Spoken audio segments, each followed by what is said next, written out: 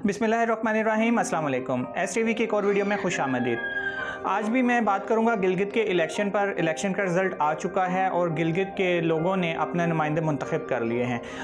की भी मेरी वीडियो का जो टॉपिक है वो गिलगित का इलेक्शन ही होगा। और जैसा कि मैंने पिछली वीडियो में बोला था कि जैसे ही रिज़ल्ट आएंगे तो ये चोर पार्टियां अपना रोना धोना शुरू कर देंगी। तो इसी पर मज़ीद बात करते हैं, पर उससे पहले मैं आप तमाम दोस्तों से रिक्वेस्ट करूंगा कि काइंडली मेरे चैनल को सब्सक्राइब कर लें, मेरी वीडियो को लाइक कर दें और अगर वीडियो पसंद आए तो अपने दोस्तों अहबाब के साथ शेयर ज़रूर कीजिएगा। गिलगित बल्तिस्तान के में इलेक्शन हो चुके, सब वोटिंग हो गई अपने टाइम पर खैर से, अमन व अमान से। अल्लाह का लाख लाख शुक्र है कि वहाँ पर कोई बदनज़मी नहीं हुई, कोई लड़ाई झगड़ा और कोई फ़िरका वारियत या कोई दहशत गर्दी नहीं हुई। अल्लाह का ख़ास करम हुआ और गिलगित के लोगों ने अपने मुंतखब नुमाइंदों को जो वो चाहते थे उनको मुंतखब कर लिया।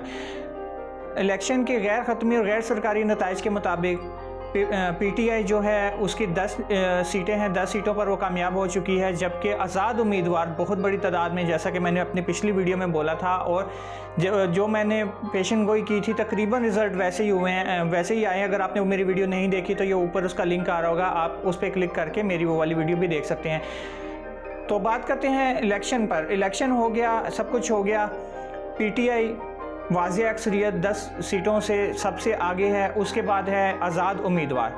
गिलगित के अवाम ने PTI के बाद अपने एतमाद का इजहार किया है आज़ाद उम्मीदवारों पर। 7 आज़ाद उम्मीदवार कामयाब हुए हैं और हमारे इनकलाबी बिलावल जरदारी साहब, जो कि बहुत 1-1.5 महीना पहले से वहाँ जाकर कैंपेन कर रहे थे, उनके हिस्से में सिर्फ़ और सिर्फ 3 सीटों पर वो कामयाब हुए हैं। और हमारी तख्त लाहौर की मलका यानी कि मरियम साहिबा, मुजरमा मरियम साहिबा, बहुत शोर मचा रही थी, बहुत कह रही थी वोट को इज़्ज़त देना, ये करना वो करना, पर गिलगित के लोगों ने उनकी एक नहीं सुनी और सिर्फ उनके हिस्से में 2 नशिस्तें आई हैं। 2 सीटों पर वो कामयाब हो चुके हैं। मरियम साहिबा का मेन मोटिव ये था कि वोट को इज़्ज़त दो, तो गिलगित बल्तिस्तान के लोगों ने वाकई वोट को इज़्ज़त दे दी और मुल्क दुश्मन अनासिर को, मुल्क दुश्मन और पाकिस्तान अफवाज के ख़िलाफ़ बयानियाँ देने वाले और मोदी की ज़ुबान बोलने वालों को यकसर मुस्तरद कर दिया और सिर्फ 2 नशिस्तों तक ही महदूद रखा उनको। यहाँ पर ये मुस्लिम लीग नून की सिर्फ शिकस्त नहीं है, बल्कि उनके लिए लम्हा फ़िक्रिया भी है कि वो अपने बयानिए पर नज़रसानी करें अगर वो पाकिस्तान में सियासत करना चाहते हैं। पर मुझे नहीं लगता कि वो ऐसा करेंगे, क्योंकि पाकिस्तान में सियासत अब वो कर नहीं सकते, अदालतों से वो छूटेंगे नहीं।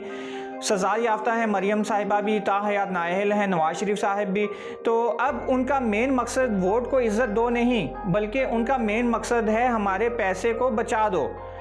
वो अपने पैसा, लूटी हुई मनी और जो भी उन्होंने पूरी दुनिया में जायदादें बनाई हैं, असल मकसद है उनका वो अपना लूटा हुआ पैसा बचाना। सियासत में तो अब वो इंशाल्लाह किसी सूरत आ नहीं सकते। गिलगित बल्तिस्तान में मुँह की खा चुके हैं और गिलगित बल्तिस्तान के गयूर अवाम मुहिब्बे वतन पाकिस्तानियों ने नवाज शरीफ का न सिर्फ बयानिया मुस्तरद किया बल्कि उनको उनकी औकात भी दिला दी। बहुत ही शर्म की बात है कि पिछले हुकूमत में 16 सीटें थी उनकी, 16 सीटों पर कामयाब होकर हुकूमत सादा अक्सरियत से बनाने में कामयाब हो चुके थे मुस्लिम लीग नून वाले। और इस इलेक्शन में उनके साबका वज़ीर आला सिर्फ और सिर्फ 150 वोट हासिल किए, जो कि उनकी ज़मानतें भी अब जब्त हो चुकी हैं। नाकिस कारकर्दगी का नतीजा है। मैंने पिछली अपनी वीडियो में लोगों का वो पोल भी दिखाया था कि वहाँ पर लोगों को क्या क्या मसाइल हैं, जो कि 5 साल में मुस्लिम लीग ने कोई काम नहीं किया, जिसकी वजह से भी लोगों ने रिजेक्ट किया।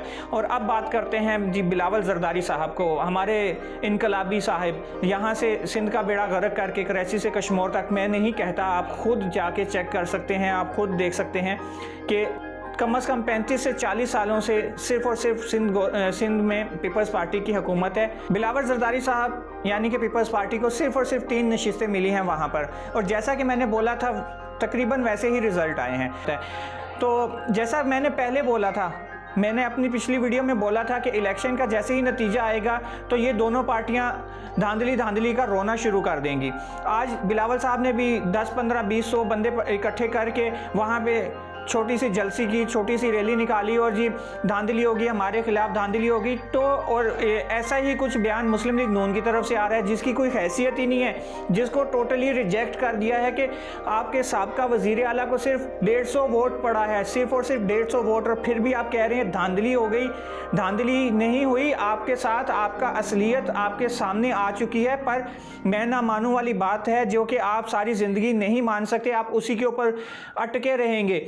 अब मुझे बताएं, ये पहले कहते थे कि फ़ौज ने धांधली कर दी, फ़ौज ने धांधली कर दी। इस इलेक्शन में वहाँ पर फ़ौज थी ही नहीं। जब इस इलेक्शन पर सिक्योरिटी की सूरत हाल और सिक्योरिटी को सब कुछ देखने के लिए, इलेक्शन को मॉनिटर करने के लिए आज़ाद मुबस्सिरीन थे और चारों सूबों की पुलिस तैनात थी, फ़ौज तो थी ही नहीं। तो मेरा सवाल बनता है दोनों पार्टी से, स्पेशली मरियम साहिबा से, जो कि बड़ी इनकलाबी बनती है और जो कि मोदी की ज़ुबान और अपने बाप के इशारों के ऊपर पाकिस्तानी आर्मी और ISI के ऊपर तनकीद करती रहती है। तो मरियम साहिबा, अब आप किसको ऊपर इल्ज़ाम लगा रही हैं और किस मुंह से इल्ज़ाम लगा रही हैं? अब तो वहाँ पे ना कोई खलाई मखलूक थी, ना हमारी पाक आर्मी के जवान थे, और आम मीडिया हर जगह पे मौजूद था। आपका पालतू जियो न्यूज़ का बंदा हर एक गली में बैठा हुआ था। अब तो आपका इखलाक की जवाब, खैर इखलाक की बात आप लोगों से करने की तौफीक ही नहीं होती। आप लोग इस काबिल ही नहीं है, इखलाक को तो आप छोड़ ही दें। अब आप कुछ और बहाने ढूंढें ताकि आप अपनी इज़्ज़त बचा सकें। एंड में जाते जाते मैं गिलगित बिल्तिस्तान के गयूर अवाम को सैल्यूट पेश करूँगा कि उन्होंने अपने मुंतखब नुमाइंदे और अपने वोट का सही इस्तेमाल किया और इन दो चालबाज, जाली और धोखादही में माहिर ख़ानदानों और चोर डाकू ख़ानदानों को रिजेक्ट कर दिया है। आप वाकई खिराज तहसीन और शाबाशी के लायक हैं। आप लोगों ने वाकई साबित कर दिया है कि आप गयूर पाकिस्तानी और पाकिस्तान से मोहब्बत करने वाले लोग हैं। और ये बात भी वाज़िया है, इस इलेक्शन के रिज़ल्ट से ये बात भी वाज़िया है कि PTI का मुकाबला ना पीपल्स पार्टी से था और ना ही PTI का मुकाबला मुस्लिम लीग नून से था। दरअसल PTI का मुकाबला अपने ही उन कैंडिडेट्स से था जिनको PTI ने टिकट्स नहीं इशू किए थे। और अब जो हुकूमत है, गिलगित बिल्तिस्तान में हुकूमत बनाने के लिए आपको 13 सीटें चाहिए होती हैं। 10 सीटें PTI जीत चुकी है। MWM के साथ उनकी सीट एडजस्टमेंट थी, MW की भी 1 सीट है, तो लिहाजा 11 सीटें तो ये पक्की हैं। इसके अलावा जो आज़ाद उम्मीदवार थे वो भी 4 या 5 आज़ाद उम्मीदवार ऐसे थे जिनके साथ PTI की सीट एडजस्टमेंट थी और एंड टाइम पर PTI ने अपने कैंडिडेट्स उनके हक़ में विदड्रॉ कर लिए थे।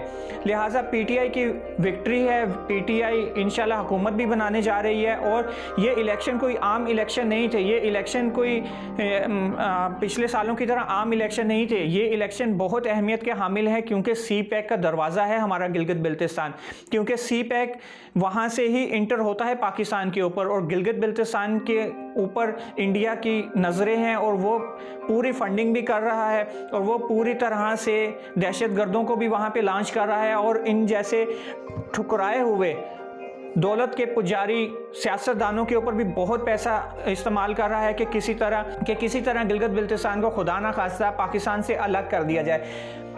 गिलगित बिल्तिस्तान के ये इलेक्शन आम नौयत के नहीं थे क्योंकि अब पाकिस्तान ने जो नया मैप जारी किया है उसके मुताबिक गिलगित बिल्तिस्तान को एक 5वां सूबा डिक्लेयर करना है और गिलगित बिल्तिस्तान को 5वां सूबा बनाना है।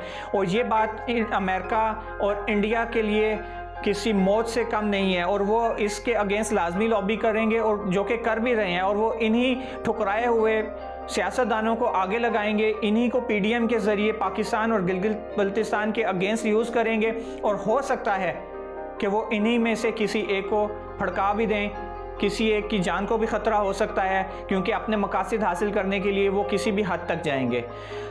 लिहाजा देखते हैं कि आगे आगे क्या होता है। सिचुएशन बहुत इंटरेस्टिंग है और पूरी उम्मीद है हमें कि इंशाल्लाह PTI वहाँ पर गवर्नमेंट बनाएगी और 5वां सूबा भी बनेगा Gilgit Baltistan. Thanks for watching. बहुत शुक्रिया आपका कीमती टाइम देने का मेरे चैनल को। पाकिस्तान जिंदाबाद।